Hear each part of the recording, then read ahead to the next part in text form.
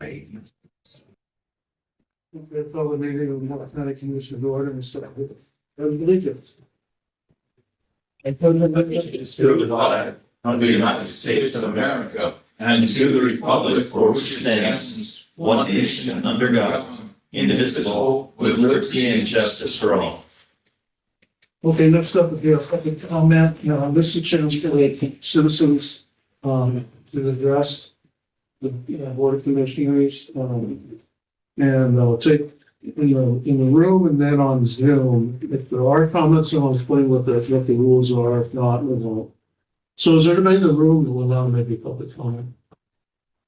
Hi. Anybody on Zoom, raise your hand. Anybody?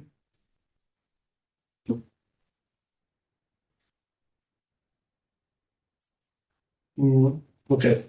All right. Consideration and adoption of agenda. Do I get a motion to do that? Did you change it, man? Not that I'm aware. We're removing the remote work exception request, item 6A. Anything else? No. Yeah.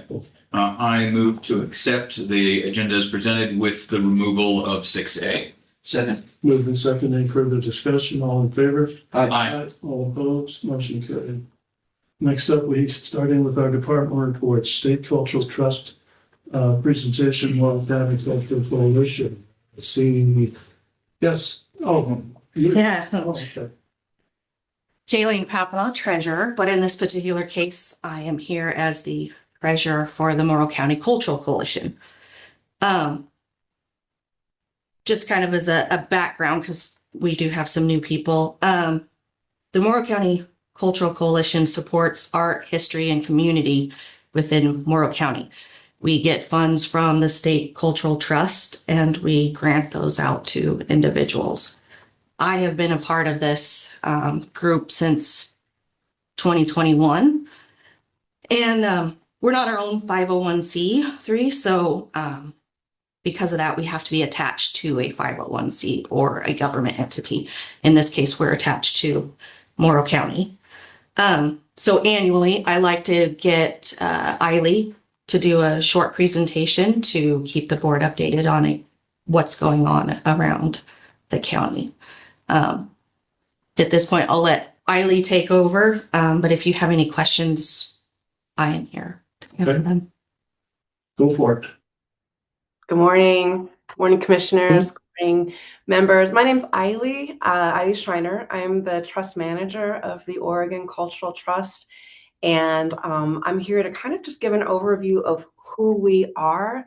We are a state charitable agency created about 25 years ago for the sole purpose of allowing Oregonians to use a cultural tax credit to fund arts, heritage, and humanities all across the entire state.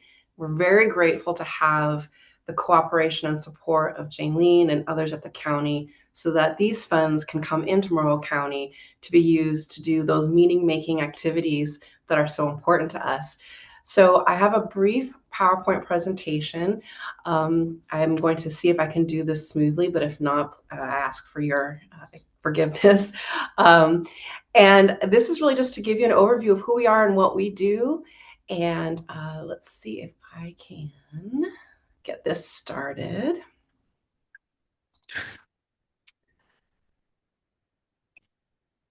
All right. And oh. Okay. Oh, that's not that. Wait, sorry, now. Yes. Okay, no, I got it. Just Sure. Yeah. Okay. Do you see an image in front of you? Yes, we do. Awesome. Okay.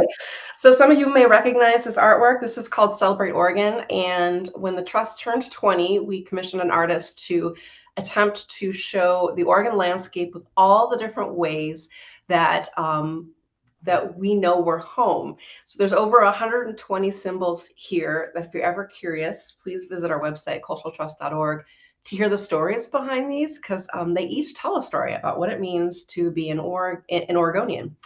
And the Cultural Trust is here to make culture count. Because we know that in our communities, arts, heritage, and humanities help us know who we are, connect with each other, and build the values from which we do our work together. So that is the goal of the trust. And sorry, I'm still navigating some new technology here. Let's see.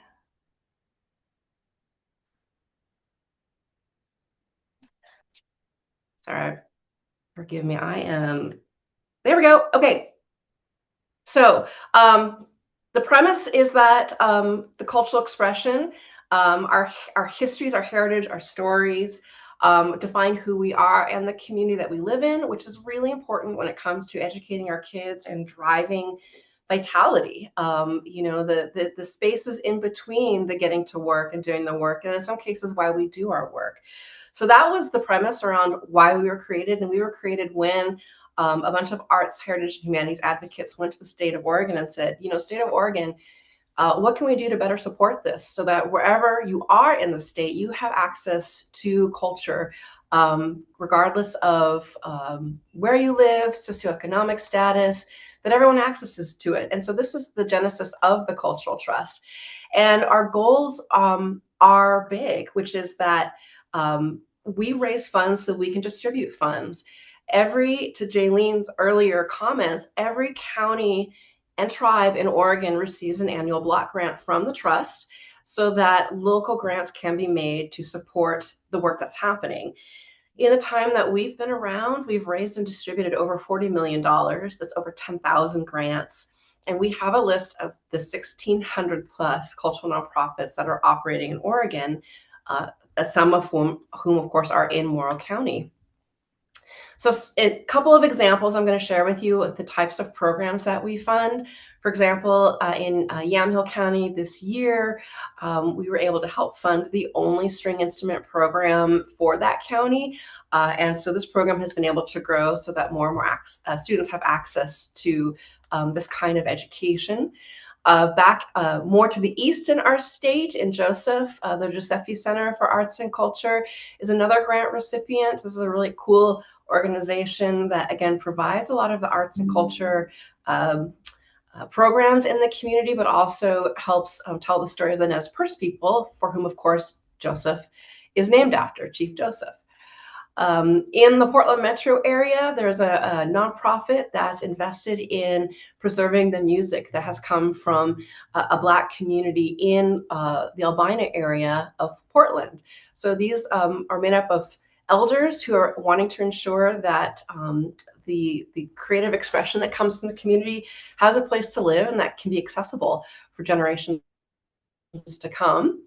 Any of you who've been to Klamath Falls may recognize this gorgeous historic theater, the Ross Ragland Theater. This is an important milestone in Klamath Falls Main Street, and funds from the trust have gone to ensure that this community cultural asset is accessible.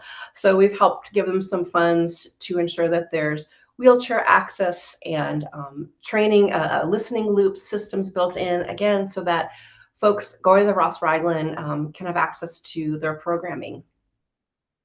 This organization in Brookings, so now on the other side of the state and right at the border, this is the only dance studio in town and in the whole South Coast. And so they received a grant from us. So Curry County received a grant to help support dance instruction for a really southern and rural part of our state. On the coast, there's a really cool organization called the Oregon Coast Youth Symphony Festival. This was a grant that came from the trust to this community that connects high school musicians with professional musicians and conductors, and they get together and they share their expertise and learning, and they play together every year, and they're celebrating their 10th anniversary this year. In Medford, there is a new organization that's helping to help tell the stories of the African-American experience in Southern Oregon, and it's called BASE. And so we were able to help fund an exhibit and some programming that highlights what it means to be African-American in Southern Oregon. So where part of what we want to explain to commissioners like yourself who are, through your support through the county, helping make this possible with your fiscal sponsorship, is to remind us all where these funds come from. So the Oregon Cultural Trust is unique in the country in that it's funded only through a tax credit that is available to folks who make gifts to cultural nonprofits first. So the idea is that it leverages an investment that an Oregonian is already making to their historical society, maybe their Friends of Library group, maybe their arts alliance in downtown or locally. So if you make a personal donation to one or more of these nonprofits in Oregon, you can make a matching gift to the trust. For that gift to the trust, you can then claim a state tax credit. So what this allows Oregonians to do is to say, you know what, I'd like some of the taxes that I pay to actually go to support the cultural nonprofits operating in Oregon. And it's completely voluntary. It's available to everyone. And it's the way that the trust is raising about $5 million a year so that we can turn around and make grants. So the idea, again, is simple. It's completely voluntary, and there are limits to the tax credit you can take. So if you give, let's say, up to $500 over the course of a year to nonprofits, you can make a matching gift to the trust before the end of the year. And then right around now, when you're preparing your taxes, claim the amount you gave to the trust as a state tax credit. And what a credit does is it literally reduces how much you owe the state of Oregon. And in this way, Oregonians have a little say in where they'd like some of those funds to go, and that they go into community to support this work. So I mentioned there were limits to the tax credit. They've been the same for 20 years, $500 for individuals and $1,000 for couples, or if you're a C or S class corporation, $2,500 can be how much you can take as a tax credit, knowing that your funds in turn go back out in the form of either direct grants through our competitive grant program or through one of our partner agencies. For example, the Oregon Heritage Commission receives funding from the trust each and every year to help support their work in communities. And then, of course, your role is in support of the County Coalition, which is where 25% of our funds go. And in this way, the investment happens at the state, local, and regional level. So again, the ways that we create meaning in our lives are supported with grants. So this is what we talk about a lot towards the end of the year, and also to just clarify that this is another way Oregonians have a say in their support for culture. And now with 20 years under our belt, we can see the impact of this over time. So the Morrow County Cultural Coalition can share where the grants have been going over these years and how they've helped keep maybe certain festivals, traditions, events, and organizations going, whether there's a lot of support coming or not. The trust is here to provide that support. So that is a very quick overview of who the Cultural Trust is, and our mission to make sure that there's funding happening across the state and within each county. So thank you for the opportunity to share, and I am happy to take any questions that anyone may have about our work. I've got a couple. How do you define a cultural nonprofit from a just regular nonprofit, I suppose? Yeah, no, that's a great question. And we had to come up with an answer for it when we got started. So essentially, we make sure that you're a 501c3, of course, registered with the state of Oregon. We look at the mission, and we think culture is a big umbrella. So arts, heritage, and humanities are our general terms. And we just look at a mission of an organization. We ask ourselves, is that the main focus of what the organization's doing? It could be an organization whose sole purpose is to restore a historic theater. It could be a Friends of Library group who want to bring in certain books or infrastructure to the library. It can be, so there's 1,600 of them. So it's a big umbrella. We're very welcoming, and we add about 100 nonprofits every year to our list because Oregonians are busy and getting things done, and we would love to have them on the list. Okay. Second follow-up question. Can I just give straight to the Morrow County Cultural Trust? Not that I'm supporting the state, but that's what I wanted my money to go. Yeah, no, that's fair enough. You can. Now, because it doesn't have the same tax benefit to you because they're not a nonprofit, but lots of our coalitions accept funds for precisely that reason. So it is kind of like having your little a local community, like a foundation almost, different tax benefits, but you're always welcome to augment their budget so that there are more funds going out locally. Okay. Thank you. So Yeah. what are we doing locally? Locally, for instance, last year, we received $10,244 from the state. We were able to grant out the majority of that, 5 total grants ranging from $650 to $6,500. This year was a little more, $10,683. We were able to grant out. We processed 8 grant from $550 to $2,000. It just kind of depends on, who's putting in applications and whatnot. We been working really hard in the last few years trying to get the word out because especially starting in COVID, it was really hard to get people to apply for the grant. And so we are a small group, but we have put a booth up at the fair to, get out information. Like I said, annually, I try to get Eiley to come in. We've done some sip and paint nights to have, just have a good time, not only get the word out of the Cultural Coalition, but just, providing that art stimulus that we all want, We have been involved with helping set up the South Morrow County Art Center that's brand new down here.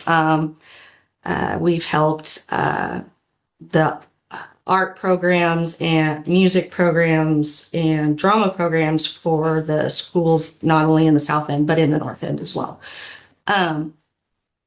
So, like I said, it's kind of hard sometimes. A lot of it, and you guys know around here, it's word of mouth gets out better than anything. But everything that we get, we try to ground out. We don't really hold a whole lot back for any sort of administration costs because we just volunteer our time. So, Right. Thank you. You're welcome. Any other questions?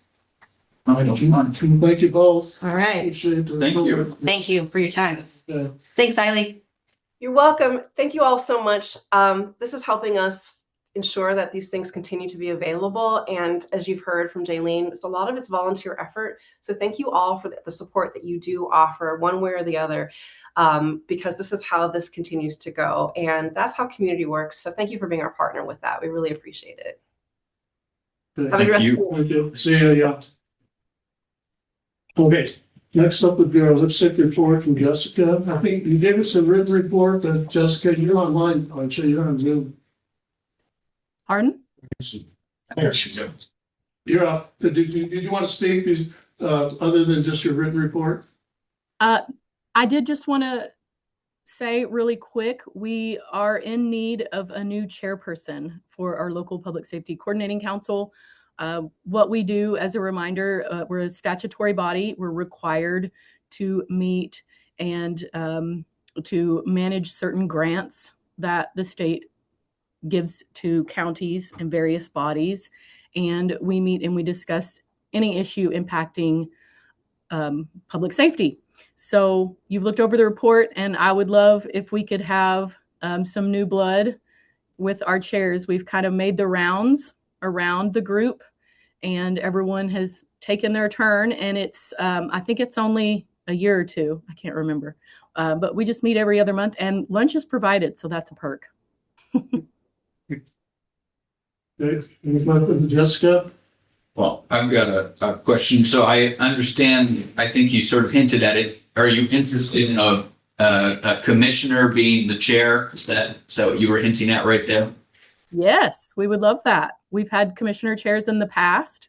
It's very helpful because you're kind of plugged in to, all the issues impacting the county, whereas sometimes we're limited with just public safety.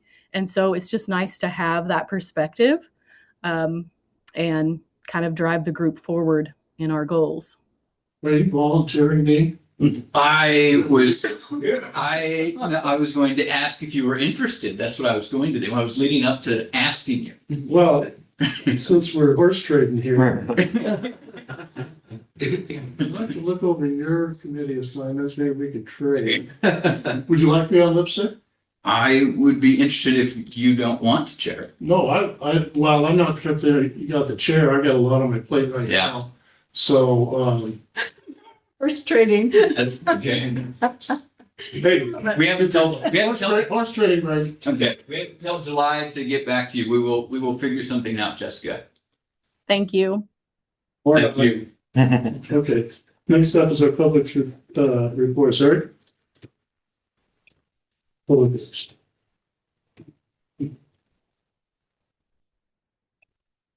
Good morning, Commissioners. Good morning. Good rainy. That's wonderful. The next few days should be good blading weather. For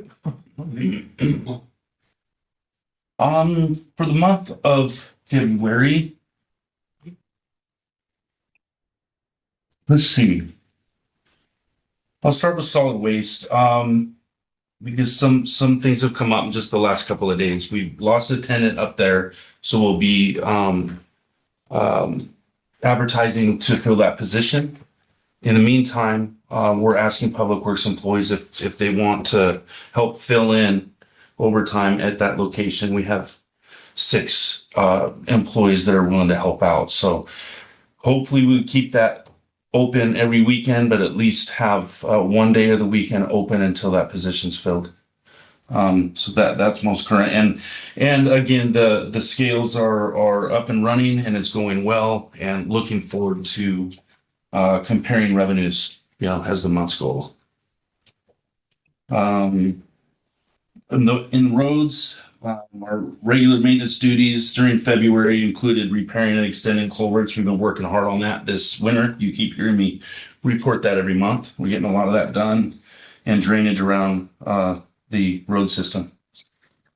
We did get a large road sign order in, and so guys are out when there's time, improving road signage around the county, finger signs and safety cautionary signs. This winter obviously was very, very mild. That has allowed for some of the greater operators to get in and get an early start on spring blading this year. So you'll see guys out around the county working on that.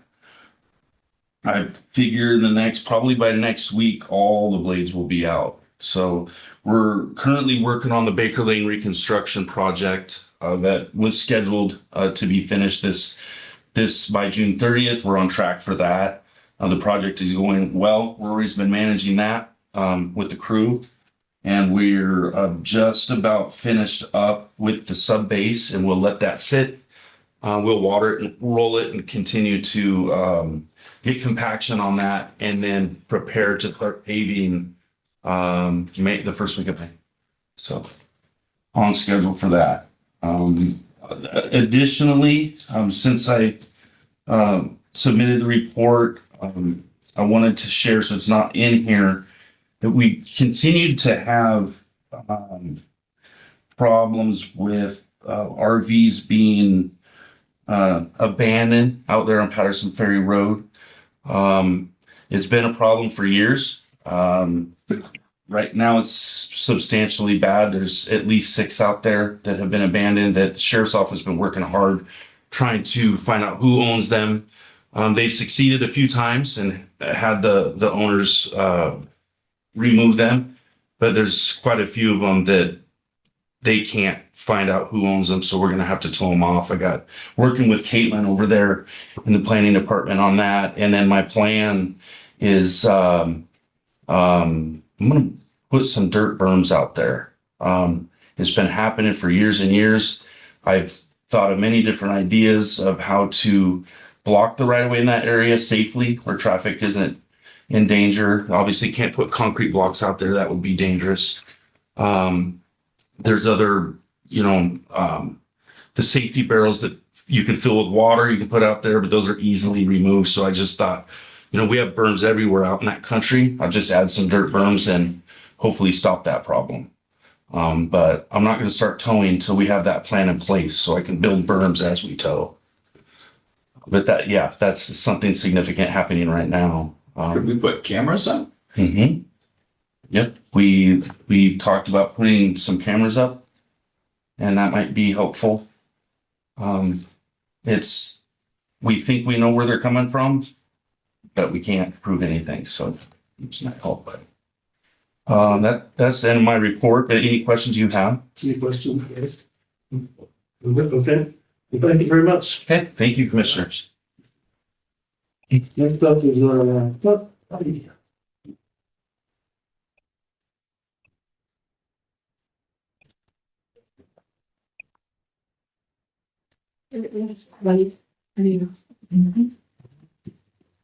So I saw that I was on. Hello, commissioners in public. good morning. I saw last week on Friday that I was on for my quarterly report. So I kind of went, oh, already again? Wow, time flies.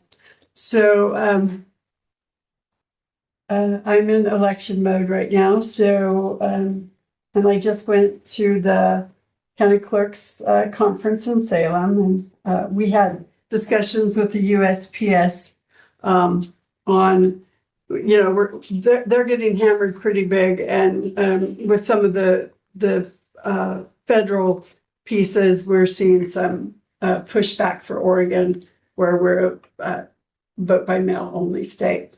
So one of the things that they were explaining, so we had 3 people from DC there, and they were explaining to us, which I think we knew,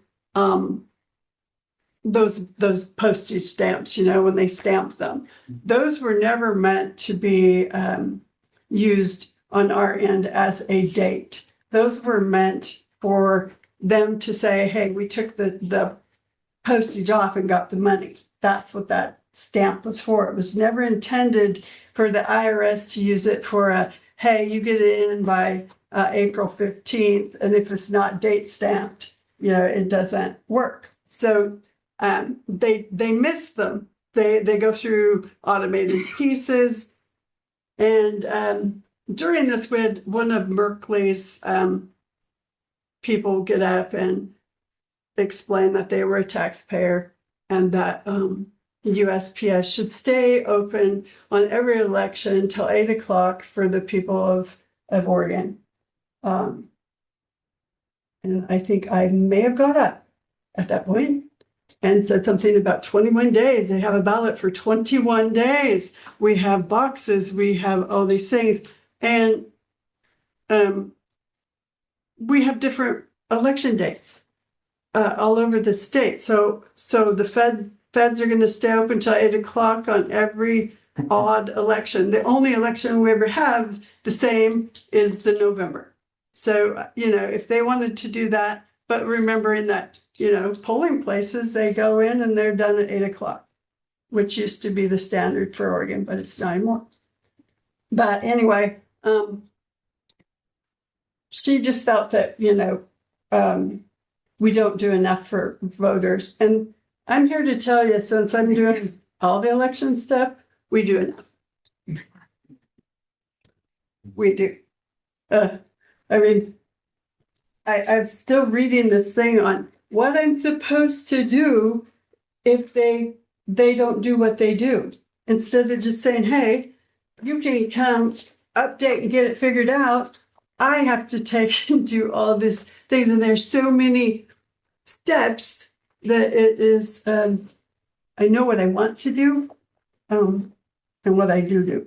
So I follow the rules. Ish.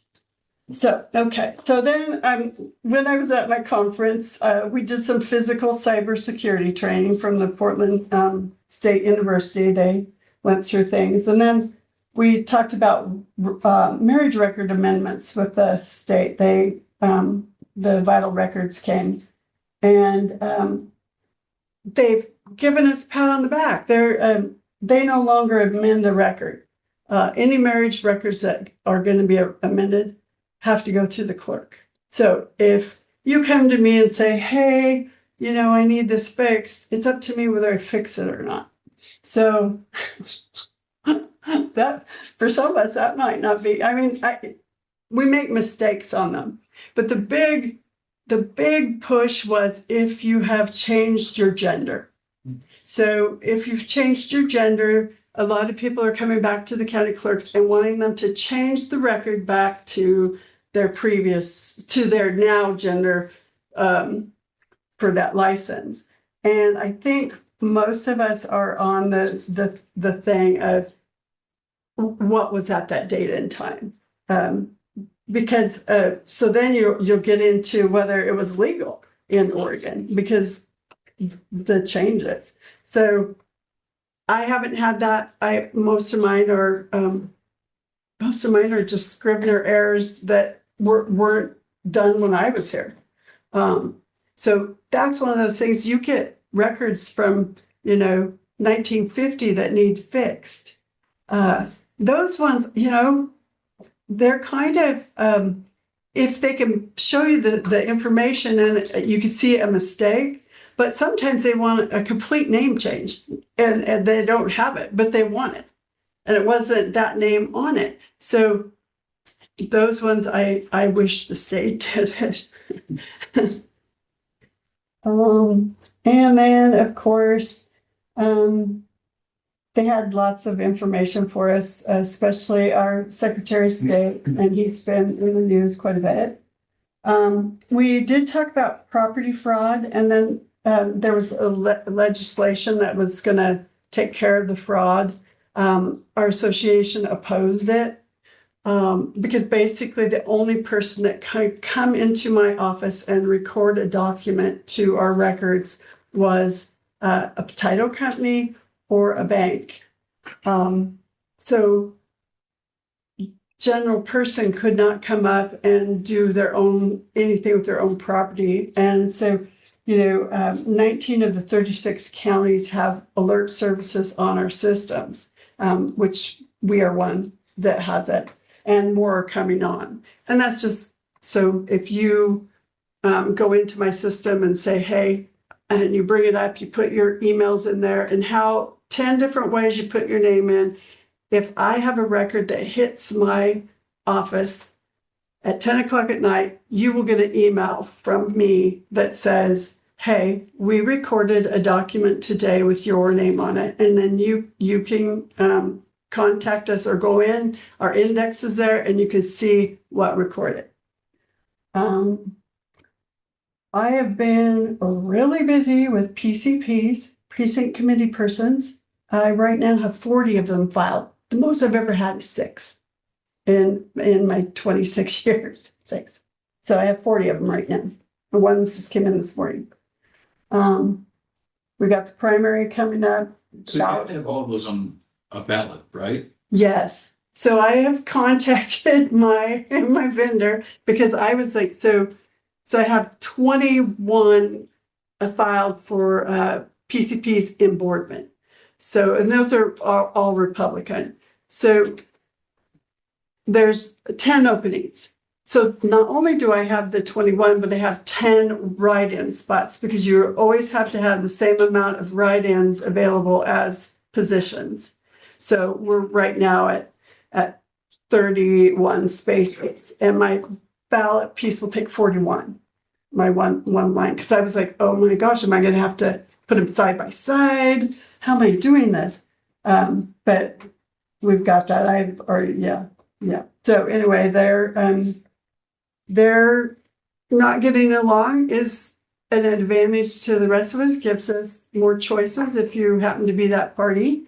And of course, this is my spending election because I do 3 different kinds of ballots. I do the major parties and the non-affiliated. So the non-affiliated get the commissioners and the majors, but they don't get any of the um,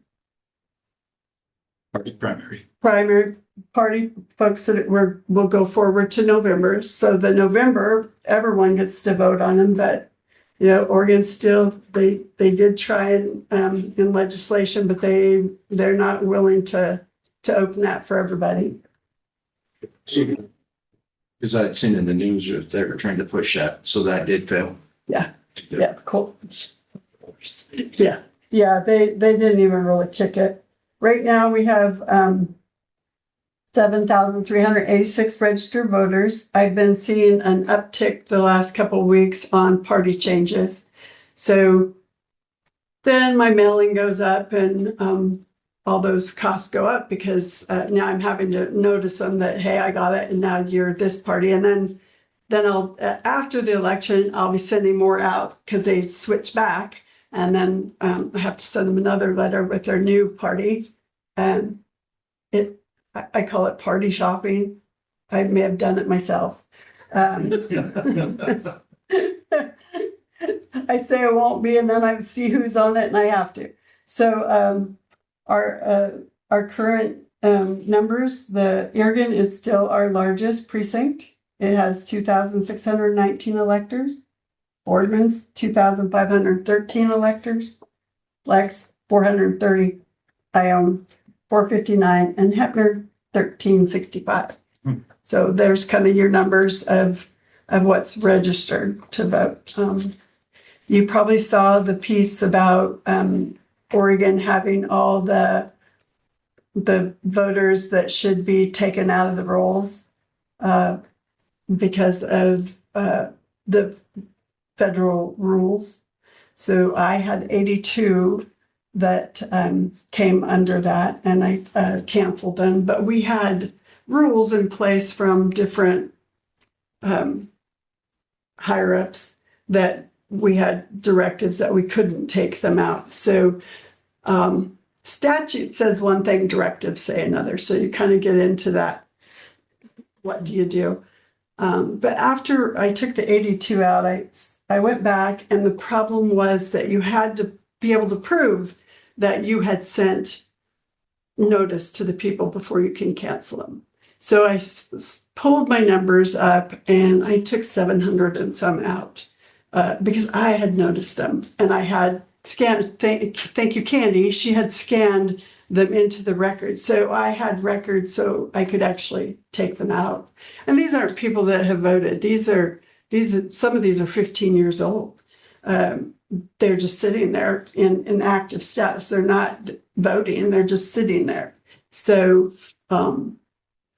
now the statute says I can, and I have sent notice. So I took care of it. So I didn't have to send more notice. And each one of those is a cost, a big cost. So any questions? So going back to the property records, you do somebody 10 o'clock, submit something, whatever, and then I get that alert. It's like, wait, I didn't authorize that. That isn't me. So what's the recourse? How would somebody go about fixing that? So that's the thing. We were trying to get some kind of legislation that would make it so that there was a process that could, it's the cost. But, there's a lot of things that have to trip that. One, you have to have notaries that are notarizing things illegally. So we can start putting indexing notaries. We can, anytime the Secretary of State's talking about sending out any notaries that their stamps have been lost or stolen, we're getting those things in there. But the thing that drives it, or for me, why I think I put it on my system is you're aware of it. You can go to the court, you're on it. It's not something that 6 months down the road, you find out about it. You find out about it now. And when you find out about things like that quickly, more than likely you can do something right then, because you have that facility. Then they know to the sheriff's office can go look at who these people are. We don't see it as, it's not as prevalent in these areas as it is your Multnomah, your Washington County, because people see empty homes and they go in and there's no recourse. People don't go after them there as prevalently as they probably would in our rural areas. Because it's like when you go to a concert in Portland, you expect to be replacing a window in your car. I mean, that happens and there's nothing that's going to happen about it. So, but it gives you at least a peace of mind that we can't unrecord, but we could tell you who recorded it. So most of those, they have to come in and they're going to have to talk to a real person. So when you get into like Multnomah County, those people don't know people. I'd say a lot of those properties, probably somebody old in my office might know who owns it. So maybe. So, but it's $500 a year, and I felt it was a good service for our folks. Yes. Yeah. Any other questions? Is that? So I would ask though that I know that we're all busy and you're all busy too. If we could perhaps when we get notice to do like the compensation piece, have a little more than 8 days to get it out to them. You mean the description? Yeah, our write up for the Right up for the position and stuff. which you guys probably got the same. It's just couple weeks notice would be nice. No, yes, no. And because I don't know how it works in with our budgeting, because I know we had to do budgeting, and I know that goes with budgeting, kind of. So anyway, I'd appreciate it just because I still one down on my staff. So Right. Gotcha. I'm learning that there's things I didn't quite know. But hey, I'm like, well, Yeah. now I do. Bobby. Thanks. All right. Next up is Matt, our county administrator. Thank you, Commission. We've submitted the written report. Just wanted to point out a few things. Appreciate the opportunity and the several of the staff and director members and elected officials who attended the courthouse groundbreaking. Recognize that Commissioner Reynolds had a conflicting schedule on that. Great event. We enjoyed that, and they're moving dirt. One thing just to notice is we have coordinated with the school district. They're not using that drop off that down there that's impacted by the big vehicles. They're very, very good to work with on relocating that. And Matt Gombe and them were just outstanding to work with on that consideration. So I appreciate their help on that. Fairground projects are continuing. We are still looking to have work done by April 1st for the grants and get those things taken care of. And so we're working along on that. We have the personnel review and the comp study, which we've been working on, and that we anticipate having those discussions with the board on the March 18th meeting. Clean Water Consortium is going well. We're transitioning over to Jared Tesh. Their next meeting is next Tuesday, and we'll be working on that. We did get notification, and I do have a meeting with OHA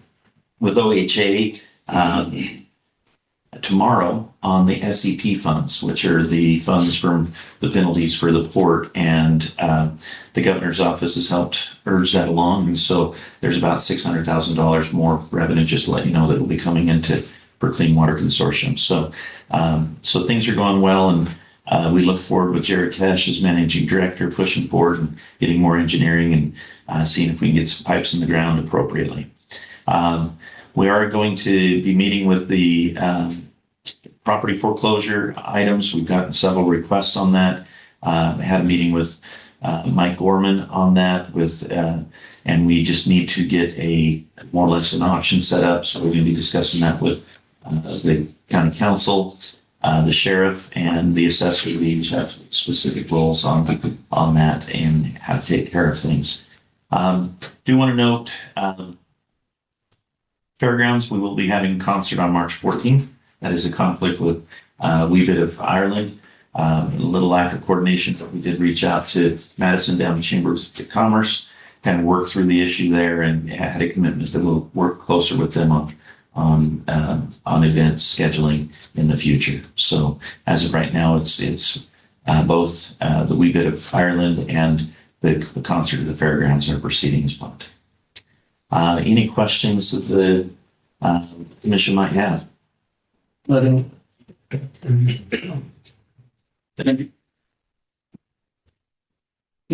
thanks enough. Next up would be our consent agenda. You guys want to feel anything on? I'll move for approval of the consent agenda. I second. Move and second. Any further discussion? All in favor? Aye. All opposed? Motion carried. Okay, let's jump into our business items. Consideration of doubt declaration. What? Consider still with. Okay, yeah, this is pretty straightforward. We've done this before. This is very early in the year to do so, but particularly given the very large lack of snowpack, there is some pretty significant concern, particularly from irrigators, that this is going to be a hard year. So what we'd be doing is this would just pass the process along to the state, and then the governor's office will do whatever they will with it. Attached in the packet, you can find that we are in fact somewhere in between dry to moderate drought throughout the entire county. So that's pretty much it. Okay. Thank you. So, do we have a motion? So I'll move to approve resolution number R-2026-05, declaring drought conditions in Morrow. I second. Moved and second. Any further discussion? All in favor? Aye. All opposed? Motion carried. Okay, next step would be our request to set aside general funds for Morrow County Public Transit vehicle. Stephen.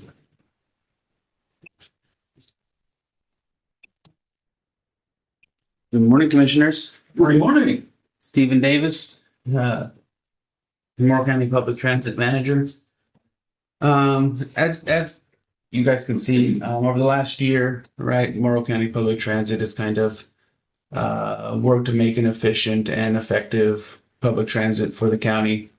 I think in the last year, we've seen a skyrocket in ridership. More beyond, I think, anyways, the expectations or what even I thought we could do in that year period. We're operating with 2 open FTEs to ensure efficiency and to maintain within our budget. So coming with this request isn't necessarily out of want, it's really out of need. The piece that's missing for my department is to have our strategic plan in place that allows us to successfully in the future be able to procure vehicles within our own budgeted confines. Prior to me arriving, we purchased 3 buses at once.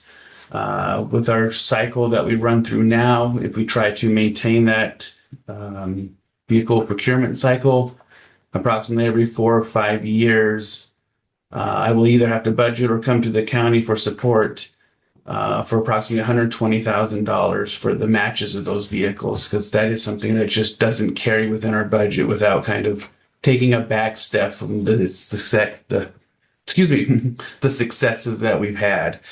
So really this ask comes as a need to kind of put this last strategic element in place. I'm sure you guys looked over the reports.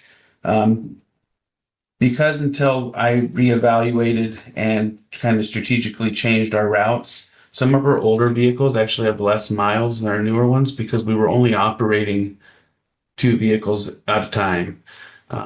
The idea was to get the vehicles before routes were created. And so when we got them and they were procured, there wasn't necessarily a need for them. That has caused some issues to those older ones. Like 303 yesterday was removed from the road because it was smoking. Luckily, it ended up just being a $350 auxiliary battery that casing had cracked. But in fiberglass shell, you don't want to keep that rolling on the road, right? And 302 is our oldest vehicle, but that has the longest useful life. In just the last couple of months, it's had $1,000 tow. It's had $1,000 vehicle engine repair, and its engine light came on again a couple of days ago and needs to be reevaluated. So the goal in this request is to be able to get this vehicle, procure an ODOT vehicle in their cycle as well, and then be able to budget, understanding that there's the match every year, and then we'll have a new vehicle every year moving forward through a 5-year cycle. So we never have to have a bulk purchase of vehicles again. One, putting the strain on my budget, or two, asking the county to budget something that isn't typically within the budget, nor something I want to continue to ask for. So at that point, I guess I'm open to any questions or consideration. You know, the other thing I might mention on this is, I know this was earmarked for transit and everything, so it's kind of was funds that were, earmarked for transit. But I think if we're going, it's always been grant driven in this. And if we're gonna, if this starts a new trend of the county, Sure. I'd kind of like to think about it, if you come back for this or that, just do a little means testing on the operation, which we haven't in the past, this been, grants. Correct. Does that make sense? Yeah, absolutely. And just to kind of reiterate, right, this request isn't to try to change or the history of the transit and the county. It's to try to ensure that I don't have to ask for this again. Like similarly with my predecessors who had to ask for the money to the 3 buses, I'm trying to right that situation. So within my budget, I understand that there's an allotted amount that comes predetermined for the vehicle matches for ODOT year after year. So that money's accounted for, included. So any operational expansion or reduction, we always know this section of money is necessary to maintain our fleet. Yeah. Much like a preventative maintenance schedule. Right now we're I'm hoping to create a schedule. Yeah. So that strategic plan allows us to not have to have these great conversations. I want to come and only tell you guys that ridership's going up Yeah. and people are happy, right? No. And puppy dogs want to get on the bus. No. And I'm glad you said that, because you're tracking where I'm thinking. Correct, right? What I'm saying. Okay. Yeah. So I'm an advocate of public funds. Like I said, there's 2 full-time positions that are within my budget that I actively don't use because there's no need to facilitate that cost out of my budget. Mm-hmm.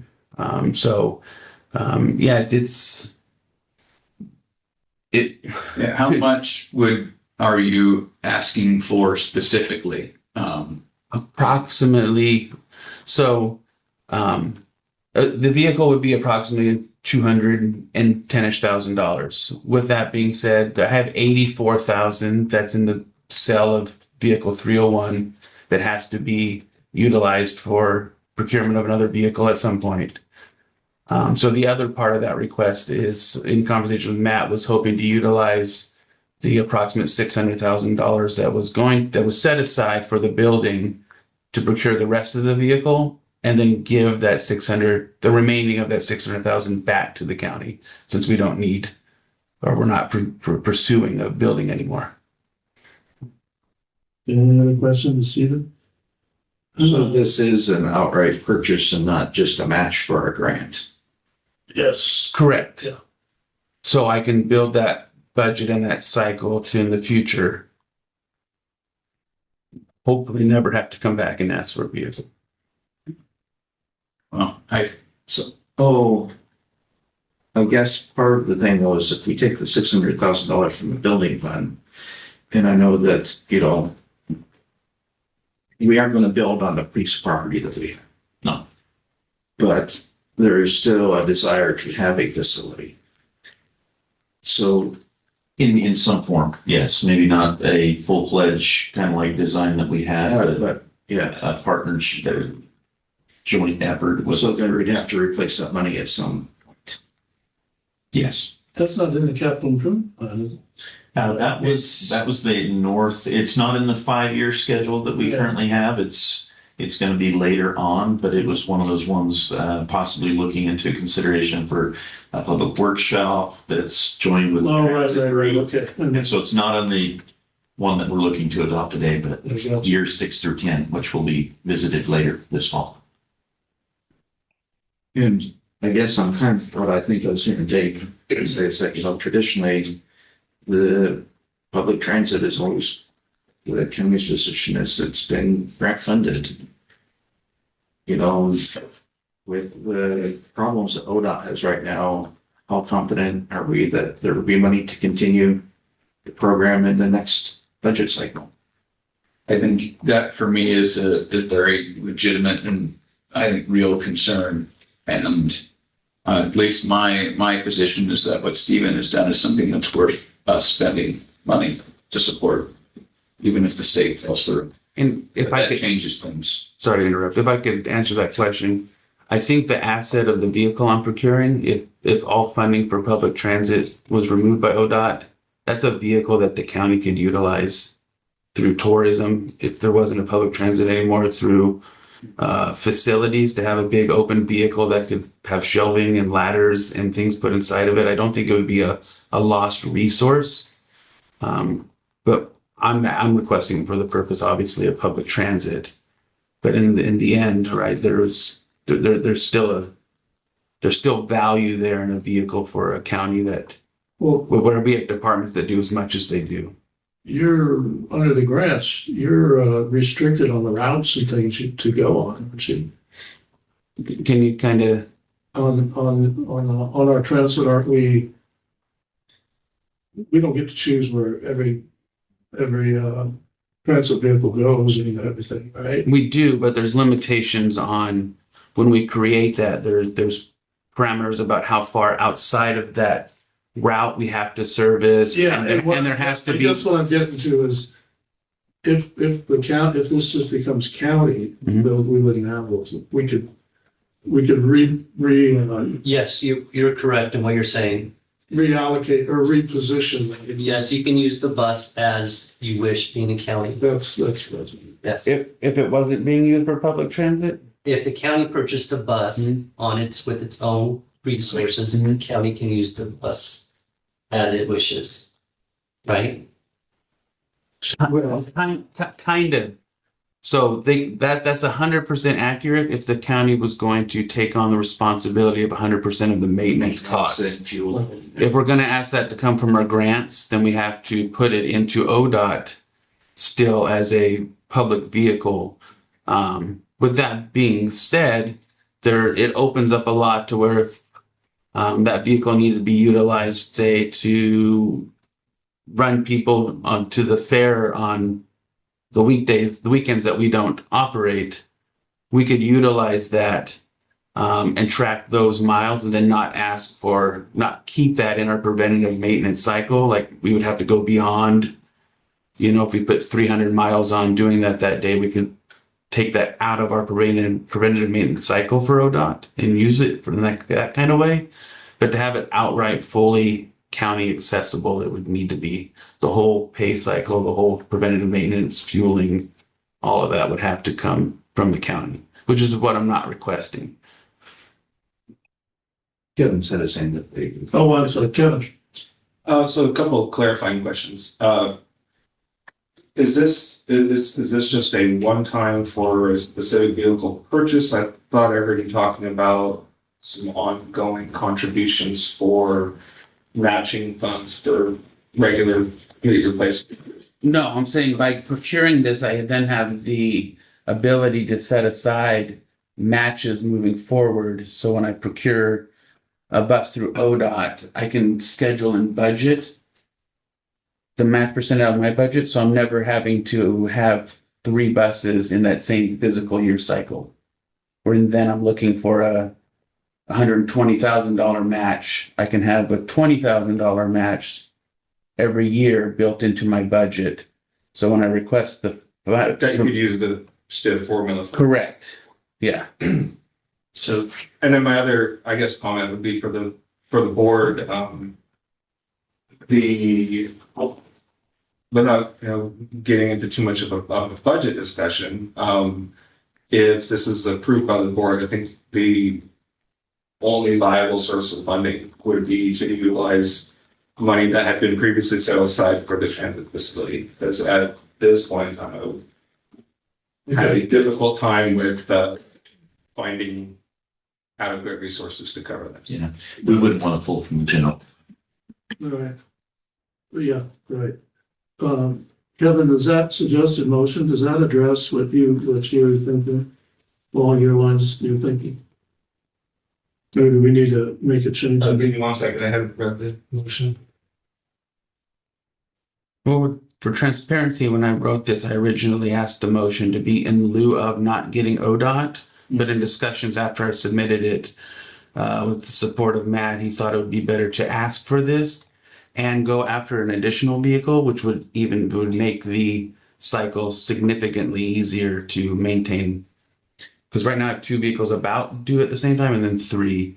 Yeah. And getting the ODOT vehicle and then this vehicle allowed me to then, I can start running some of these 2023 vehicles more frequency to build that miles up and to get them on separate cycles. I look at like 302, and I mean, to me, your model isn't as much as mileage. I mean, sitting doesn't put wear and tear on.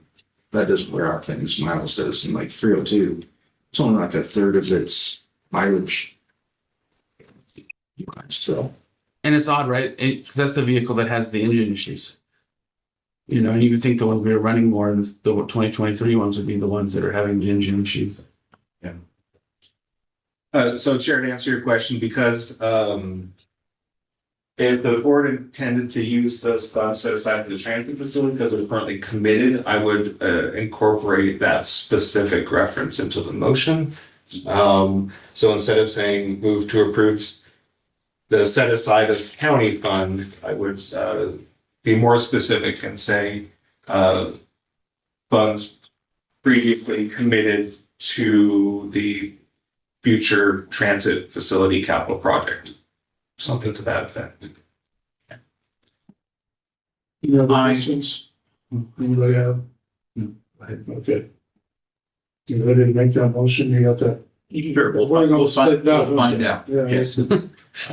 Okay, I move to approve set aside funds from the transit building fund to be used for the purchase of one 14-passenger transit vehicle. Does that sound right? I think that gets us there. Okay. And here's something. I will second that. So are we in official discussion now, Dave? Okay. So Yeah. I can support it because it's coming from money that we had allocated for the program previously.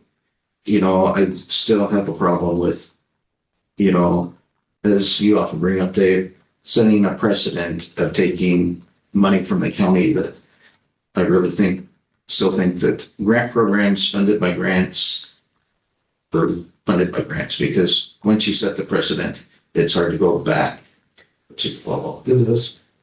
And Stephen's sitting there in front of us now, and you might not always, he might be running the Moldova postal system pretty soon. No. And somebody else will be there. So, you know what I'm saying? Nothing against you. But, No, I'm not. Your career now. So, the precedent does make a difference. Yeah. I don't know what to do about that, Jeff. I don't. That's why I somewhat reluctantly, it took me a second. I'm reluctant too on this, I'll tell you. I would be more than happy to put something in writing saying that I am not interested, right, in, continuing to ask the county for funds. And that's why I'm sorry, just, that's why I asked about the means testing, is when we do something like this, I like to see, even if we do agree to spend more money, I like to make sure we're spending the money on most bang for the buck, where the service is really needed, et cetera. See, like that. I mean, sure. Well, absolutely, right. And I think we've identified in the last year, right, that there is a significant need, much more than anybody. No, I understand, right? And that's what I want to maintain. I don't want to. Obviously, I'm a strong public transit advocate, right? I mean, Yes, you are. and from my perspective, right, and this has been my entire career, not even at Morrow County, right? The battle is always trying to educate a populace that it's not a bus that drives circles, right? That it's a much broader, and I'm not even talking to the social implications of, you got to have a big heart to help the people who don't have anything, right? The economic it brings, right? The less construction that it provides for new road construction.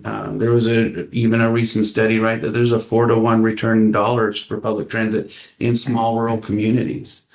It's not a direct cost, but people staying within the community because they can, going to medical appointments. So we're not paying, ER costs for people who don't have insurance. So there is a big need, and so I've spent my whole career having people in your position, whether it's the board of directors at Ben Franklin Transit or from national committees where I've given presentations to, tell me no. I understand that no's have to happen, right?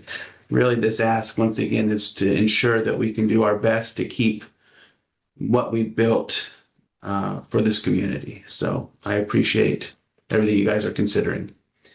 So I will say that what Jess brought up is that the improvements that Stephen has done and the ridership up. If the ridership had still been at a pittance and we hadn't seen it, I'm pretty sure it'd be Yes, a good difference. so we've got something that's worth holding on to at least for longer. From January to January on the big buses, not on demand response door to door, we're at 11,000% increase in ridership.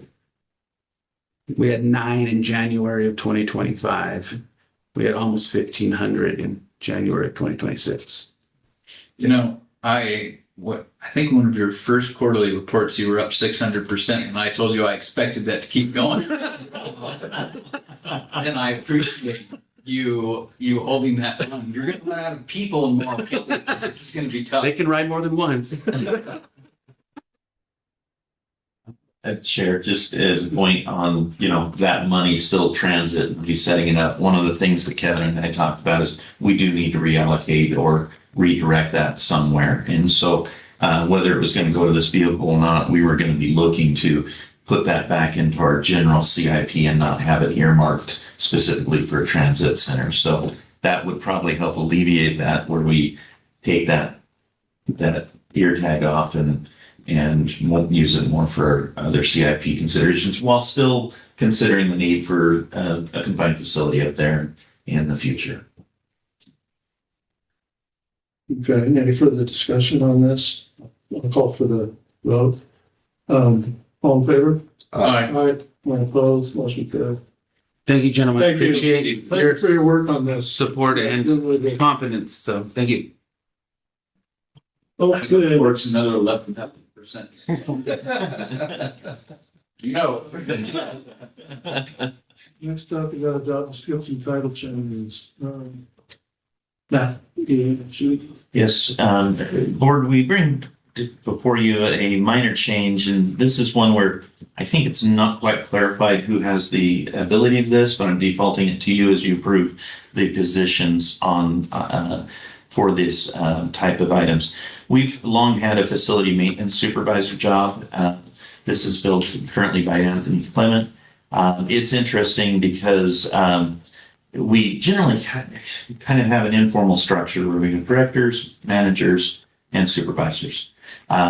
Supervisors are generally the day-to-day operations. Managers take on more of the budgeting and strategic items, and then the directors are over all of it. In this situation, we have kind of an anomaly where we have a facility maintenance supervisor performing pretty much the same level as the managers in the right evolution. You'll notice that we have our weeds manager and our parks manager is actually below our facilities maintenance supervisor. We also have our emergency manager that's one grade up above it. This position just, in my mind, it just needs to be clarified and kind of bolted into the rest of the structure that we have as we go through here. It is involved in quite a bit of the strategic capital improvement considerations and does a lot more than just the day-to-day operations. And so I'd respectfully ask for your consideration to approve a title change of the facility maintenance supervisor to the facilities director. Or sorry, manager. Sorry, not there. We do not anticipate any adjustment in salary. It's just a right labeling of the position. Any questions on that? I move to approve changing the position title of facilities maintenance supervisor to facility manager and authorize staff to make necessary adjustments. Second. Moved and second. Further discussion? All in favor? Aye. Thank you, Board. Thank you. Next up would be consideration of resolution 2026-06 establishing the Morrow County Community Assistant Grant Program. Now that's you. All right. Appreciate the opportunity we had discussed 2 weeks ago on during the work session on this matter. We believe that this is an important aspect of making funding from the county more transparent, accessible, and measurable. Right now, we receive several. I haven't even counted how many requests we get, but there's a lot, and at least over $500,000 is distributed through the budgeting process, and it's pretty much just by informal letters and such. The budget committee asked for a little bit more structured capacity to do this, and so this is what we've looked at. Since those 2 weeks, our meeting 2 weeks ago, we did look at several other forms to help flesh out this project, made some corrections to the grant solicitation guide that you've previously saw. And Commissioner Wimholz, ever the editor for me, found 2 incomplete sentences that we somehow snuck through, but that has been completed. Also, we added an application form, a budget form, and the committee scoring sheet, which would all be published, available before people put in there so they understand the metrics and everything going on for this. With that, we would ask for your consideration, discussion if you need anything, and possible approval of Resolution 2026-06, which would authorize and implement the Morrow County Community Action Grant Program. I just got a couple of comments. I don't remember if Jeff, remember we visited this a couple of years ago? I put some structure in this, but the requests are just coming in. And we wrestled with this a while and never did anything. But one of the things that concerns me is, now does this fall under the open meetings law? This would not. I mean, we could set it up so it could, but the way it's structured right now, it's a committee that would meet, provide recommendations to the finance director and myself, which would then finalize the items and bring it up to you as the board for ratification. Because I don't know how much publicity you're going to give it, but we thought at the time that the more publicity, the more interest. The more interest, the more pressure there's going to be to have funds. Now, and I read this too, maybe maybe I just blind, I didn't see it, but how is this fund increased? Is it the board or the budget committee or you, or how does this, I mean, and let me walk through a little scenario and see. Okay, First year you do it, and then word gets out, and then you get more. And you get really good, I mean, they're all great programs, social, social goodness. And, and people, they hate to say no. So, well, let's put some more money into this, because, you see what I'm saying? How is that done? What's the process for increasing this budget? So how it's written right now is that as the budget is formulated by our public budget officer, which is Kevin, and brought before the budget committee, they determine a certain amount each year. And so we have an X amount that we're already giving out to those, whether it's the seniors or whatnot. And we go and say, this is where we're comfortable proceeding with this, with these contributions. So it would be a determination by the budget committee and the board of commissioners. And then we would take the monies and rank and award and bring it to ratification. No, I get that part. I'm just, yeah, sure. So I guess clarification, and I think maybe the wording should be just a little bit tweaked in there, because once, we have to bring a balanced budget to the budget committee. So that amount is already going to be a recommendation that's baked in, not determined by the budget committee.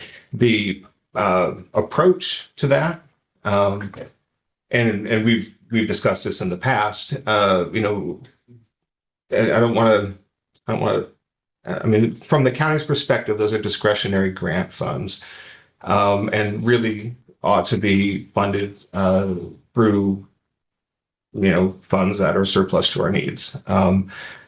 I think that, to the extent that there are some nonprofits that depend on those funds because they've been operating grants and they've provided operating funding for them, we should make every effort to sustain certainly those ongoing requests once they've been funded, because that could be very detrimental to a nonprofit to lose a chunk of operational funding.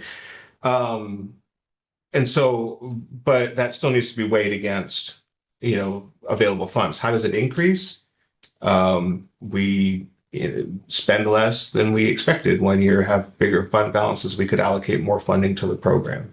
How does it decrease? We spend more than we expected in 1 year. We have to remove resources from the program. Although, again, emphasizing that I think it would be a priority from a planning perspective to make sure that we maintain adequate funds to continue operating grants if it's the board's desire to do that. But where it's kind of gone into a position where instead of taking an objective look based on what are the county's operating requirements and what are our surpluses or deficiencies, to where the cart's driving the horse a little bit, where we've expanded some of the grants that we've been doing. So there's been some growth, and I've been looking for where to find resources or funding for that as I develop the budget. And so this would put better framework around it and allow us to say, all right, we're gonna identify this bucket, and then every effort is going to be made to maintain that bucket. And then in years where we have surpluses and whatnot, that's what would add to it. But other considerations are also projects and optimistic capital improvement plans. So to say there's just one source is a little bit would be too simple. Okay. Does that make sense? Yes. And I mean, let me make so clear. I'm totally in favor of this. And I was back when we talked about it a couple of years ago, because it just is so unstructured now. And I don't think it's fair to put that on you or whoever it's been, But I got one other question. And I don't know how many of the, I'm gonna call them social programs. Because they're outside what I say is the core responsibilities of the county: roads, health, law enforcement, things like that. So they call them social programs, I guess. And I'm not against them. Do we have municipalities now that are getting these funds? Because I see they're included, and they could in this, where they could put in. So we've made a grant of ARPA funds to the city of Hebner for that water project, but that was kind of a one-off. We had some remaining ARPA funds. On a recurring basis, I think it's chambers of commerce. I'm trying to think if there's any specific cities, but it's primary chambers of commerce. Yeah. The senior meal program. So I guess that's in board when that goes to Marion has one. the city. Board of three. Yeah. Yeah. So I look at municipalities, they have their own revenue stream. They have a tax base. They get fees from water, sewer, or wherever. And social side of it, I don't want to say they have nothing, but they scramble. So, and then we have we're talking, I saw in there, one of the top end asks, we go up to $100,000.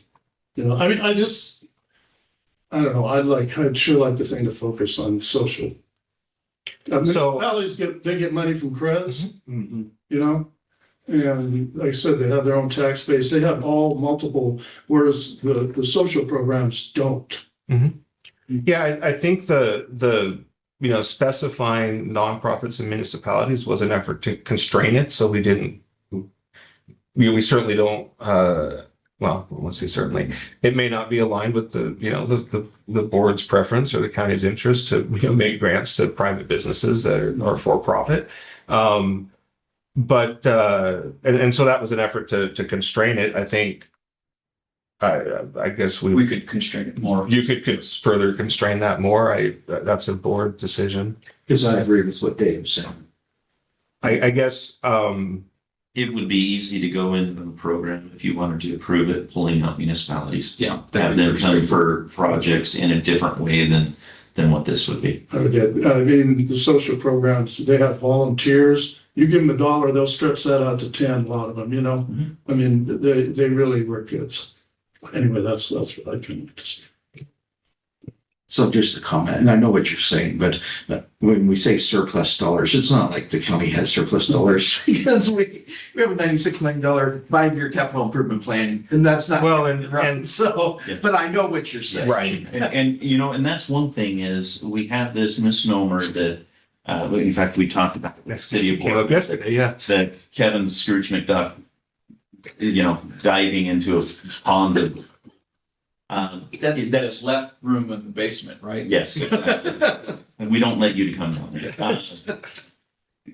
That is a misnomer. It came up during the recall. It comes up during elections. We've got $95 million or whatnot in just sitting around. That's not true. And a lot of those sources are dedicated, set up. It's not as clear as just saying that's what our reserves are and that's what's available. This program allows us to say, here's what's available to help. And if it's not all applied for, we push that forward to the next year. Suddenly there's a little bit more that's available for next year. But we control that conversation grouped with the capital improvement plan that really designates and makes it transparent on where these county reserves are going. Yeah. And when I say surplus, just to clarify again, when I'm looking at all of the proposed expenditures for a coming budget period and the projected resources that we have to meet those, there's a priority list that I go through it in my mind.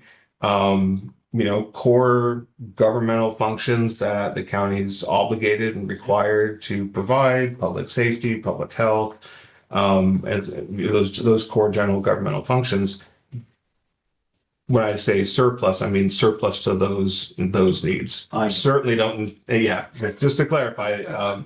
But occasionally there are surpluses and unexpected revenues that come in that are one-time in nature and maybe would be a good candidate for future funding if that's what the board wanted to do. Are we able to include capital improvement fund in our core?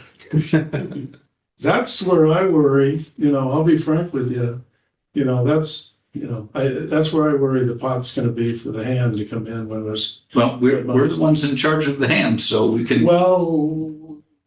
Yeah, I know, the times change. And we will, through the budgeting process, we will, to the extent that we are able to do it, we'll commit and restrict funds for specific projects. And it'll be in line with whatever the, board adopts as a capital improvement plan. So if the board would like to consider this just on consideration, I'd be happy to change the resolution so it says improving access. Anywhere it says municipal, just saying community organizations and nonprofits rather than municipal. Would that be able to, guys? Yeah, I'm fine with that. The only other question that I had was in the specific makeup of the committee. It says, so each of us would get to pick one member, and then 2 committee members will represent county staff. I don't see who chooses who the county staff are. That would be me. Okay. And just making sure we have representatives from it. It would not be Kevin or myself because this committee refers it to. I'd have to be consulting with Kevin, and I had a conversation with Vincent just to get a few ideas. We could definitely make that available and knowledgeable. We want to make sure, they're here. I'd like to make sure it's resident in Morrow County. That staff from staff members definitely here. Okay. And so, we've got a few ideas and we'd be happy to review those with the VOC and bring that before at the next meeting if this messes. So I'd like to bring, I'd be happy to bring the 2 staff representatives on this for the VOC to ratify. Okay, I think that would be good. Okay, is that a change to what you have now? We just suggested. I mean, I'm just saying, do you have to bring this back to us? Well, I know Kevin's, you have the budget time, but the change about the municipality and I don't know if I followed that. The train of thought is, was the appointment of the staff person changed for residency or something? I don't think that changes the resolution, which would be to adopt. We can tweak the forms and just bring those back for your information, but not necessarily adoption. This will establish the grant. I'm sure it gets on. Okay, and I know I just said I had one question. I have another question. So this is no later than the close of business on the first Friday in April. Are we going to be able to enact that this year? What I'd like to do is get the changes on this, and I'd like to get it published on our website by Friday. Okay. And posted in the newspaper next week. And what I'd like to do is we have contact information for the usual suspects and requesters, and we send it out to them saying this is how you need to go through it for the shape. Awesome. Commissioner Peterson, one comment about that. This structure allows us to essentially decouple it from the budget development process and timeline. So there aren't as many concrete firm dates of when we have to receive stuff and request by, because from a budgetary perspective, I'm going to be looking more at a pool of money, not based on those individual requests. Correct. For the first year, I'm going to align it with what we did for fiscal year 26, and then we'll probably have some more clarity going forward after that. Okay, thank you. That's good. All right, I will move to approve resolution 20-06 with removal of municipality funding. Second. Been moved to second. Any further discussion? All in favor? Aye. All opposed? Motion carried. So Matt, is this the time you'd like the name of anybody that we may have for the committee? Yes, if you'd like to provide that, or just email it to me. And So I've reached out to Brenda Shopman from Oregon. She's the Oregon Chamber Director, and she served on the strategic planning committee last time. So Well, I don't have one. I feel real deficient here. He was already. He told us 2 weeks ago. He reminded me this morning. He told me 2 weeks ago. I do have a name, but I need to follow up with them to make sure that I'm not volunteering them. And what we'll do is, at the next meeting we'll just have that provided, so it's just so you can ratify and can acknowledge who's on that committee. Awesome. Thank you, man. Thank you. Thanks. Okay, thanks a lot. Consideration and adoption of 20/70/31 capital improvement plan. Okay, this is the exciting, talk about money. Here we have the updated and final draft of our capital improvement plan. This has been I'm going to say a long effort, but it's been kind of condensed and put through. And I just want to acknowledge the efforts of the Capital Improvement Plan Advisory Committee that really worked very hard. And Commissioner Peterson was one of them. Vincent was one. And they really met together and tried to get this process in place. We also had 2 great consultants that came in and assisted us. And as we discussed from last time, we've taken this back. And if you go to page 87 of the packet, the executive summary here is where we have modified items and brought it down to a reasonably fiscal approach on the capital improvements. Our original one was $96 million or so. We now have that down to what they show as $79 million, which is much more supportable with the funds available that we have for the next 5 years. A chunk of that is still the circuit court house, which encompasses $35 million on that. And so that brings us down to about a $50 million budget over the next 5 years. This relies heavily on reserves that we've already cashed for certain projects, expectations of grants, and $3 to $5 million from the county each year to affect these projects. These are largely facility driven, and we will be, as we go through the capital improvement plan again this next fall, and add on more information for the beyond the 5 years. We anticipate being able to bring in the bridges and roads capacity so we can really have a clear picture of all of the capital expenses that we have here. With this, we present this to the Board of Commissioners for any kind of discussion, final determination, and if agreeable, we would ask for a motion to approve Resolution 2026-07, adopting the Morrow County Capital Improvement Plan for 2027 through 2031. Okay, questions on that? Yeah, I've got one. Do we have anybody tapped or planned for pursuing grants? Because one of the great parts of this plan is that we've got a list of here's opportunities for each of these projects. Who's going to be responsible for going after those? So we currently have 2 grant writers who are on contract with us, and Dakota Associates is one of them, and Park Resources, who helped out on this.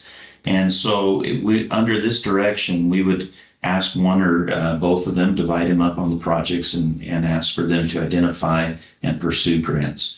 Specific ones we'd be looking at: Heritage Trail. Mm-hmm. We want to get matching grants on that. Any of the developments with the parks. But generally the CIP here has tagged a few of those grants that we want to look at. As we adopt this, I'll be tasking the department heads that are over those different ones to help follow up through with our consultants, grant consultants, to make sure we're applying and keeping those on track. Yeah, because for me, I think this plan only works with grants. It's the only way we can make it happen, right? Big chunk of it. Yeah, I agree. And But I really want to make sure that we are emphasizing that because like the Heritage Trail, we set aside money for it, but based on what's in the plan, it seems fairly reasonable that we could almost have it entirely funded by grants. And I want us to make sure we can get as close to that as possible, even if we have money set aside, because if we get it mostly funded by grants, then that's money we could potentially use somewhere else where grants are harder to get. So on that particular one, it came to when Dave and I first took office pretty early, and I think our intention was we set that money aside with the kind of the intention being there's a pot for matching. Okay. Yeah. To your point, most grants, as you're well aware, It's 80-20 or something like that. Yeah, and I think that the idea behind it was is that well, here's a pot of money for the match. Okay. Yeah, if we could tap in, I mean, Heritage Trail is an example. Commission had put a $2 million mark. We've met right at that mark right now. And so that's a $10 million project if we can get those kind of grants. And that's about what we have earmarked for this. And so good fiscal planning, and we want to make sure that and that's another thing, just because we have the CIP doesn't mean that we're hell bent to do those. Every year we'll bring it back for an update before the budget item this season to say, hey, this looks good. We do have this grant. We do have the funding, or things didn't come through. We need to push this back a year. Yeah. And those will be discussions for the board each year. And again, I guess specifically on the Heritage Trail, I see mountain is that you can break it up into segments. Yes. You can get a grant for a short segment here, and something there, and from my line of thinking is that, your park benches and your other things are the last thing. Let's get a actual surfaced trail in place before we worry about a bunch of the other stuff. You don't need a bench out in the middle of nowhere that's got like some appeal to it, don't you think? The idea is you're walking that. So, but the comment on the plan here itself, it may just be me. Boy, I'd sure like the priority of the old courthouse higher than number 5. That is something that we use every day. That, to me, it's a higher priority than some of the stuff down at the fairgrounds. It's a facility that county uses rarely 1 week a year. If something were to happen to the old building here, what do we do with employees and office space, So personally, I'd like to see it as a higher priority. And one of the things as they did that was they prioritized it with the idea of how soon the projects would be started and completed. So priority compared to, I guess, a scheduling priority compared to importance priority is how they get it. But whether we can, would you like us to make a change on this plan, or when we come back in the fall for an update, we can definitely put that up there?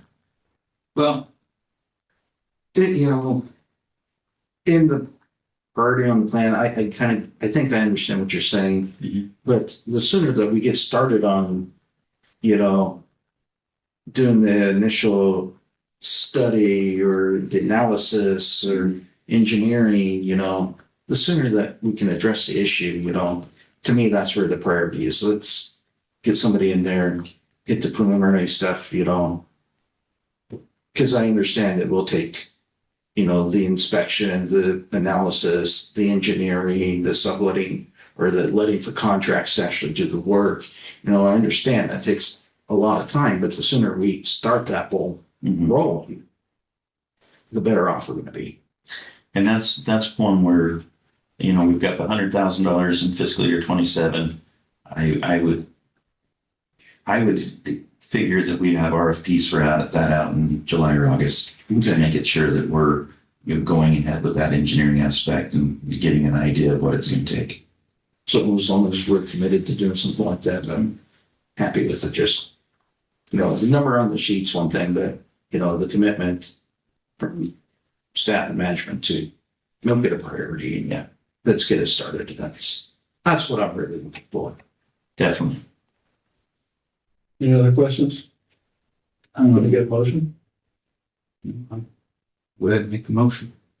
I move to approve resolution 2026-07, adopting the Morrow County Capital Improvement Plan for 2027 through 2031. Second. Moving to second, any further discussion?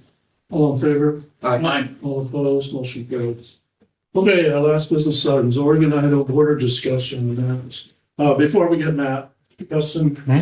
Every Go through again. time, can you go through your short little, That's right. spiel of why we're, just so everybody knows, why are we doing this? A mobile measure was put forward before the citizens of Morrow County to vote on an ordinance aspect saying requiring the board of commissioners to hold a certain number of meetings per year. I believe it's three. Okay, the number 3 every year to discuss the Oregon-Idaho border change. There is a group seeking in, a lot of citizens seeking to, have certain parts of Oregon to change in the border, basically in Morrow County to become part of Idaho. There might be better representation there. This doesn't require set action. It's not saying, oh, the board has to do a certain thing or take a certain action, but requires, besides holding a hearing, not the hearing, but meetings to discuss it. And it's ongoing forever until it gets changed over, just to let the board know. But I'll give credit. We have held this every time, and there's been great representation from the Oregon, Idaho folks being here trying to give updates. And so that's kind of the background. 3 times a year. This is why it is different, why it's one of those unique ones. It's kind of like forced to be on the agenda, right? Normally the agenda is set by Board of Commissioners, chair to set it. This is one saying, well, 3 times a year you have to have a public discussion on this. It's not a public hearing. It's not like a land use item where you say we have to have testimony from the public, things like that. But it's more of a set time required by the board to at least take it up. And in the past, we've always had, kind of an update from the organization saying progress they've made in the state legislature, since it's really not a local decision for the state. So that's kind of the background. Chair 6. Thank you. Matt, you got the floor. Okay, great. Everybody can hear me okay? Can't hear you very well. Well, Let's try it again. try again. Okay, can you hear me There we now? go. Yeah, we can hear you now. Thank you. Okay, all right, great. This will be brief. Since the last time I talked with you all, I think it was back in November when we had our last meeting from last year, there's not been a lot of changes. To reiterate, 13 counties in Eastern Oregon have passed measures similar to the one that was passed in Morrow County, requiring their elected leaders to look into, talk about moving the border so that Eastern Oregon can join with Idaho. You are correct. This is a state, this is done at the state level, at the state legislative level. We have been to the Oregon State Legislature in the last 2 long sessions with bills. We started it by going to people and asking them at the county level if they wanted their elected leaders to look into this. So it started at that level. It went to the commissioners level, and county courts and commissioners like yourselves have written letters advocating for state representatives and senators to take up the issue and move it forward at the state legislature, which is exactly what's happened. So this is an idea that kind of started grassroots, and it's working its way through the process. What we've discovered or what we've determined as an organization is that the state legislature that is Democrat supermajority has refused to take up any of these legislative bills that have been introduced by our Eastern Oregon legislators. So we believe at this point that the Oregon legislature is not going to be receptive to what we're asking them to do. They have shown no indication that they will move any of our bills forward. So we as an organization have appealed directly to the federal government to intervene, to come into our state and ask the state government to sit down with the government of Idaho and figure out how we can get this done. So to that end, we are kind of bypassing the Oregon legislature because we've made, they've shown that they're not willing to work with us, and are appealing directly to the federal government, As part of that, we've asked Representative Bentz, who represents all of the counties that have voted and passed our measures, are represented federally by Representative Bentz. We've asked him to host a delegation of our team leadership in Washington, D.C. He has not done that as of yet. He has not even committed to sit down with us. So what we're asking our our local commissioners to do is to advocate on the behalf of your own citizens by writing a letter similar to what happened, in years past, where we had county courts and commissioners ask their state legislators to take this issue up on behalf of their voters. We need now that same advocacy on behalf of your voters to get Representative Bentz to take up the torch and start advocating for us at the federal level. So as I'm going around to the different county meetings throughout the state, that's what we're asking our county commissioners to do is put together letters asking Representative Bentz to host a delegation in Washington, D.C., and advocate for the people of Eastern Oregon who are asking to see if this is something that we can get done. So the other piece of that is that as Morrow County I believe Morrow County is part of the Eastern Oregon Counties Association. Is that correct? That is correct. Yeah. So the Eastern Oregon Counties Association is 15, 17 counties. I don't remember the number exactly, but a majority of those counties, their voters have passed our Greater Idaho measures. We've talked about in the past having the Eastern Oregon Counties Association put out some sort of joint statement asking for advocacy at the next level up, whether that's the state legislature, or whether that's at the federal level with Representative Bentz.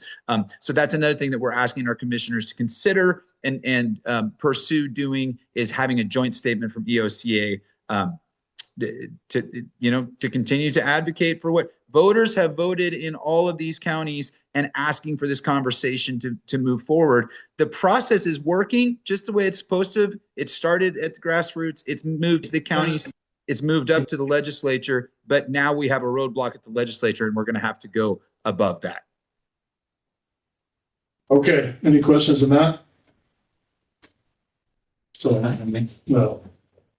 Okay, well, thanks for that report. Thank you, Matt. Okay. Okay, that takes care of our business. I'm gonna call it a break. I'll come back to the USC meeting.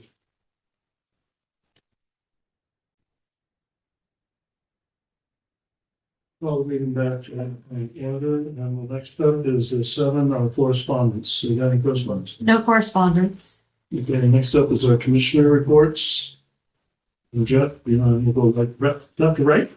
So the only thing that I can think of right now is that Dave may have seen, but for everybody else's benefit, the Liz Pendens has been lifted off of the CDA property, so it's free to be transferred now. So now it's just a matter of the entities. But the last CDA meeting, Elizabeth Howard, the CDA's attorney, was talking about some land use stuff and some different things that, from my perspective, seems like that's all on the Umatilla County side. So I don't see why the port can't move forward with, they got a purchase and sales agreement from a year ago or whatever it was to transfer the property. So I've been encouraging Lisa to get the property transferred. Okay. I think that's all we got. Can't happen too soon. I agree with that, Dave. That's all I got for. It's been fun, guys. Okay. Any other thing you want? Not if I can think of it. I guess we just want to announce the joint meeting on Friday, 3:00, joint county board meeting to talk about SIP and how we move forward in our new partnership. The agenda ended up is Justin first. He's going to give us a short rundown on how we got to where we're at. And then Mike Gorman, most knowledgeable person on these, is going to give a report on how it's currently done. And then I called Business Oregon and asked them if they could, because I'd heard that they had a template or some guidelines on how counties and ports do what we're thinking of doing. Is how do we lay the groundwork for our future relations. Well, they had a new guy there. He's only been there 2 weeks, and he agreed to come and Zoom in, so he'll be there tomorrow. Go ahead, David, funding. Anyway, so that's the three, and then we're gonna go in just an open discussion, which, so we're gonna try and hustle along the first part. It's only a 2-hour meeting. Make sure we have enough time. And then just, I guess, throw it open and everybody just talk. So that's the meeting Friday. The other only thing I wanted to mention was, and I think I was looking for that email. I think all of you guys got the letter from AWS that said that they were assuming the mitigation fund agreement. It's, did you get that, Kevin? I'll forward that to you. I also did not get it. Because, I mean, it's written in there that they can submit, and Oh, okay. I forwarded to the attorney just to make sure that the bankruptcy didn't throw a kink into if there was something we would have to do, because we had the pilot. Sure. Are you referring to the ag mitigation funds? Yes. Okay. Yeah, the ad mitigation for Sunstone. For Sunstone, because Amazon bought it. Yeah, exactly. Went bankrupt, AWS bought them. And there was 2 agreements with us, pilot and the ag mitigation. And I read through them and they both said they're in there assumable, but I didn't know if the bankruptcy threw a kink in it. And, I don't think so. Anyway, AWS sent us a letter, said they want to assume that. We haven't heard anything. I haven't heard anything on the pilot yet. So that's just to throw out there. I don't know when they're going to start construction. I know nothing about that. Anyway, okay, that was all I had. Okay. Yeah, I've got a couple of legislative updates, just in case you guys haven't heard. For our meeting on Friday, the Oregon legislature has passed a 1-year moratorium on tax breaks for data centers through CREZ, or through enterprise zones. So So the latest I saw on that this morning, newspaper article, so take it for what it is, but that it's only going to apply to the west side of the mountains. It's not going to apply to central and eastern Oregon. What? The moratorium? Correct. Oh, okay. Well, they've been changing this a lot. So okay, maybe my update was false. Thanks. But to your point, it's changing all the time. It's changing all the time. They're messing with it all the time. So I certainly worth talking about on Friday.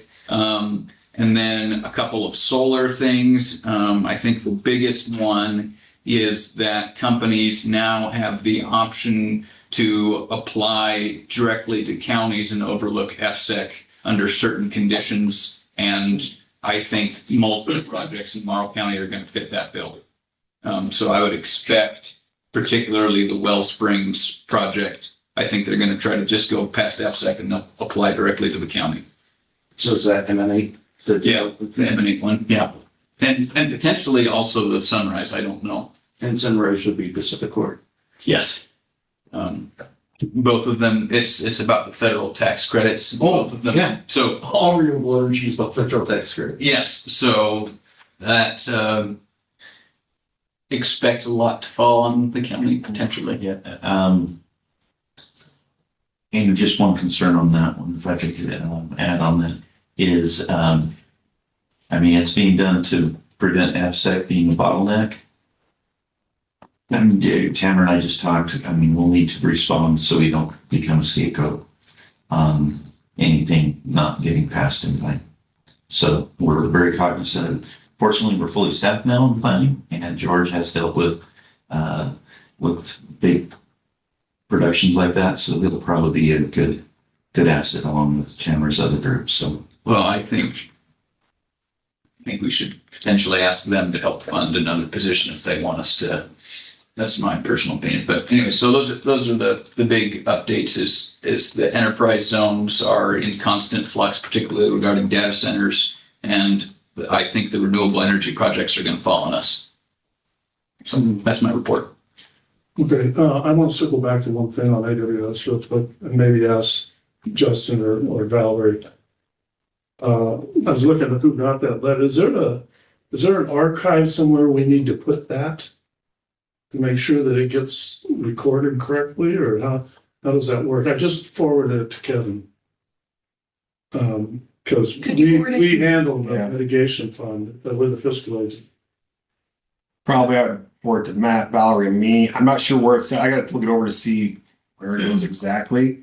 But yeah, forward to us and I'll pull up where the mitigation, where the original document was too. I think there was, I was talking to Matt or not Matt, it was Mike, maybe, I forgot, talking to someone about that aspect, whether they can just assume it or how, if it has to go through, or I talked to him now, but whether it has to go through the state business organ approving it separately, type of thing. I think maybe actually platform maybe working on that. Is that right, Matt? Trying to remember. I don't know, but it's like that. But if you want to forward the email to us so I can look it over. I'll forward it right now. So I've read the bankruptcy thing and in there, which, you know, it's probably different, but in that it talked about the new purchaser assuming all of those types of things, any obligations that are outstanding and all that type of stuff. So Yeah, if they purchase like that. If it's one thing where it's just completely sold and doesn't go forward, that's one thing. Doesn't get built, but it's being taken over the project by another, those same conditions apply. You can't. Yeah, that's my understanding also.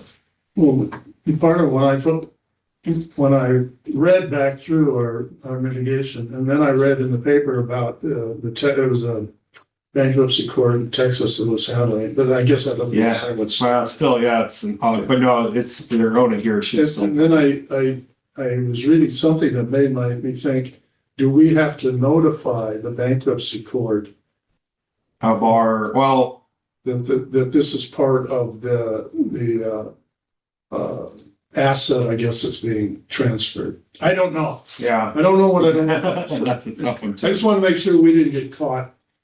I'll try to look at it and with an see. invalid It's not really a lien thing. It's we dealt with this bankruptcy with with the assessor's office, property tax aspect, delinquent taxes. This is a little bit different. It's not like a lien or something else held on it. It's more where we provided a benefit, and this is a tied into a tax abatement where a person really wants to keep it because that's still more of a benefit to the project. So it's because they just pay normal taxes and want to go away, but they usually don't. Yeah. technically it's an asset of the project. Yeah, that's the thing. It's one of those ones you're right. If I were the company, I would not want it to go away. He's like, oh, okay, this whole agreement's out of place. Oh, all right, we'll just charge you normal taxes. No, hold on a second. We just we want the good parts and the bad parts. You know, Just want to make sure we're. Yeah. Okay. Okay. Next up, we're going to go into executive session. Okay, I'll read that. The Morrow County Board of Commissioners is now meeting executive session pursuant to ORS 192-6602I, which allows the commission to meet in executive session to review and evaluate the employment-related performance of the chief executive officer, any public body or public officer, employer, or staff member who does not request an open hearing.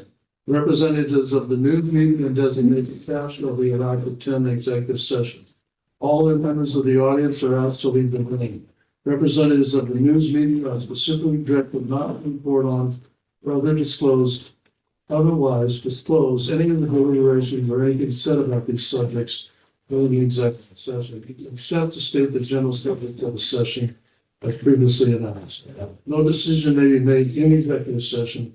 At the end of the executive session, we will return to open session and welcome the audience back into the room. And there is a potential decision or action item as a result of the executive session. Yeah. Does look like we do have a member of the press, and Bob Blackmore's on. Yep. So.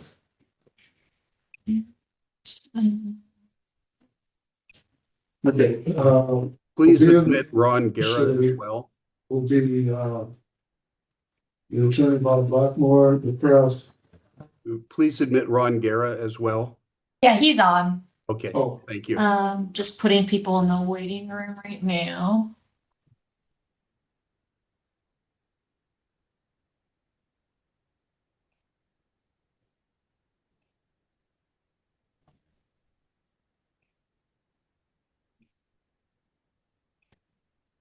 Okay, so we've got Bob, I'm Rob, just gonna be in my office. and So And I'll come get you. Yeah. Yeah. run down to HR, take care of one thing, but I'll be in my office. Yeah. And call the, open meeting back to order. And I believe you have a motion. Yes. I move for the chair to work with legal counsel to prepare a letter of reprimand as discussed in executive session to be potentially approved at the next meeting. Move to second, any further discussion? All in favor? Aye. All opposed, motion carried. Okay. That's the last. Okay. Any further business to come before the commission today? This meeting is adjourned.